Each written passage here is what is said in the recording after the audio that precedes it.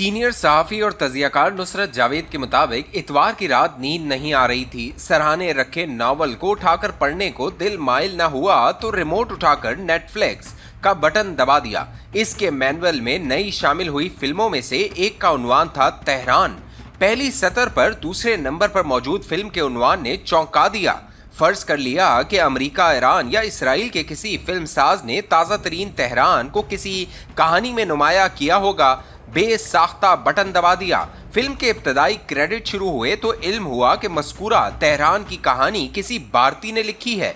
इसके डायरेक्टर और फिल्मसाज भी भारत ही से ताल्लुक रखते हैं। ये देखकर मजीद खुश हुआ। मेरी खुशी मगर जल्द ही मायूसी और बिलाखिर गुस्से में बदल गई। तेहरान एक ऐसे पुलिस अफसर की कहानी है जो पाकिस्तान और भारत में मकबूल इन पुलिस वालों जैसा है जो खतरनाक मुलजिमों को पकड़कर कानून के हवाले करने में वक्त जाया नहीं करते। अपने तौर पर ही जल्लाद बनकर बदी का खात्मा करते हुए अपने जी को मुतमईन और अफसरों को नाराज करते रहते हैं। ये किरदार अदा करने वाले अदाकार का नाम सुन रखा था जॉन इब्राहिम की, लेकिन ये पहली फिल्म थी जो मुझे देखना पड़ी। फिल्म के आगाज में पुलिस अफसर का गैंग वॉर में मुलव्वस एक किरदार का किसी बड़े शहर को दूसरे से मिलाने वाली सड़क के किनारे पर वाक़े 4 पाइयों वाले रेस्तोरां पर पुलिस एहलकारों के रूबरू मार देना मुझे ये पैगाम देता महसूस हुआ कि शायद जिस गैंग वॉर के किरदार से कहानी शुरू हुई है, इसका मरकजी किरदार किसी न किसी तरह भारत से फरार होकर ईरान चला गया।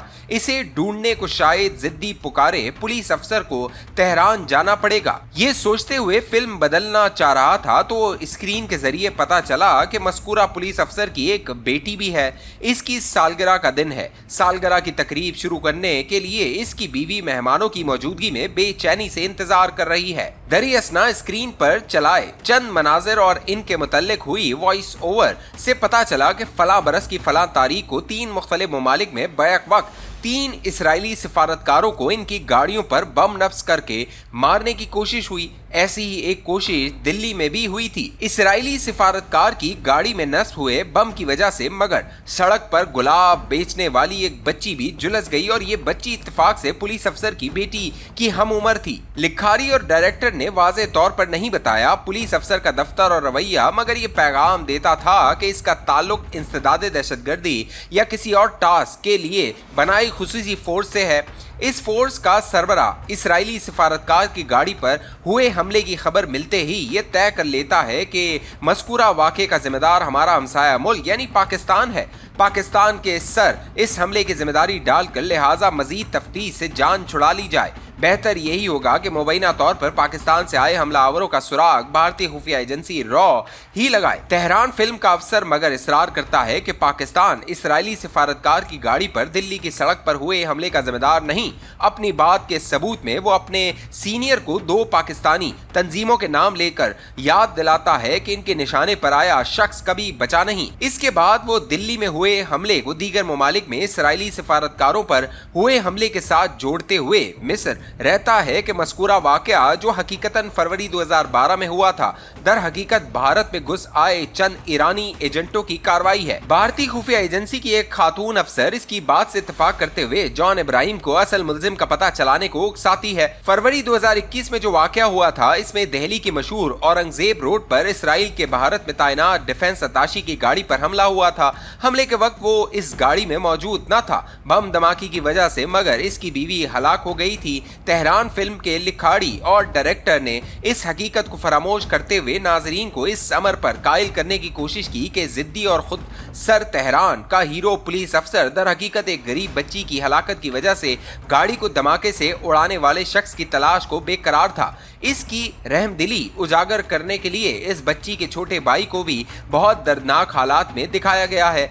रॉ की अपने जैसे खुद सर खातून अफसर की इमा पर वो इस ईरानी एजेंट की तलाश को डट जाता है जो इसकी दानिश में इसराइली सिफारतकार की गाड़ी को बम धमाके से उड़ाने का जिम्मेदार था। जदीद तरीन साइबर आलात और जियो फेंसिंग के जरिए हुई तहकीक बिला आखिर इस नतीजे पर पहुंचती है कि जो ईरानी एजेंट मज़कूरा धमाके का जिम्मेदार था वो ईरान के किसी सरकारी महकमे का मुलाजिम नहीं। इसे पासदार इनकलाब के एक अफसर ने इसकी बदकिरदारी, जिनसी बेरारवी और हवस जर का आदि होने की वजह से अपना जाती एजेंट बनाया हुआ था। इसराइली सिफारतकार की गाड़ी को बम नस्क करके तबाह करने के चंद ही घंटे बाद वो दिल्ली से ईरान परवास कर गया था। इसके दिल्ली में कयाम के दौरान एक भारतीय खातून अखबार नवीस भी ईरानी एजेंट की इसराइली एम्बेसी में तैनात लोगों के बारे में मालूमात फराम करती रही है। वो भी गिरफ्तार कर ली गई। इसके अलावा एक और आदमी भी गिरफ्त में आता है जो अपने रिक्शे को हमेशा इसराइली एम्बेसी के करीब रखते हुए वहां तैनात सिफारतकारों की नकलो हरकत पर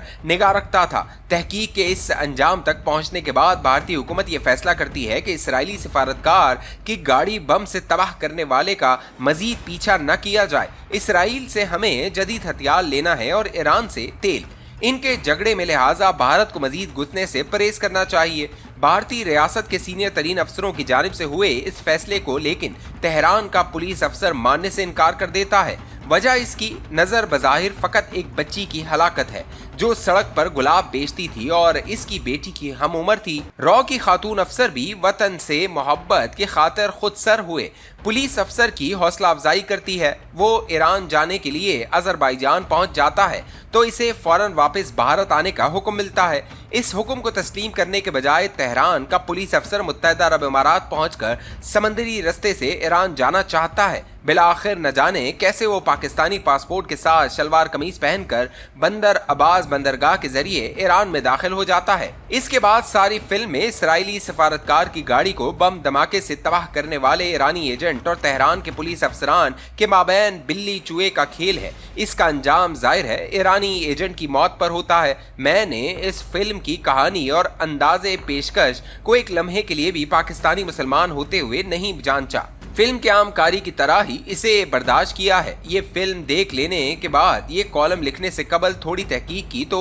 इल्म हुआ कि तेहरान नामी फिल्म तो 2022 में मुकम्मल हो गई थी। इसे मगर 14 अगस्त 2025 में Z5 नाम के चैनल पर दिखाया गया जो गालिबन लाइव स्ट्रीम करता है। नेटफ्लिक्स पर यह रवां महीने की 14 सितंबर को रिलीज हुई है। सवाल उठता है कि तेहरान को दिखाने की इजाजत मिलने में 3 साल क्यों लगे।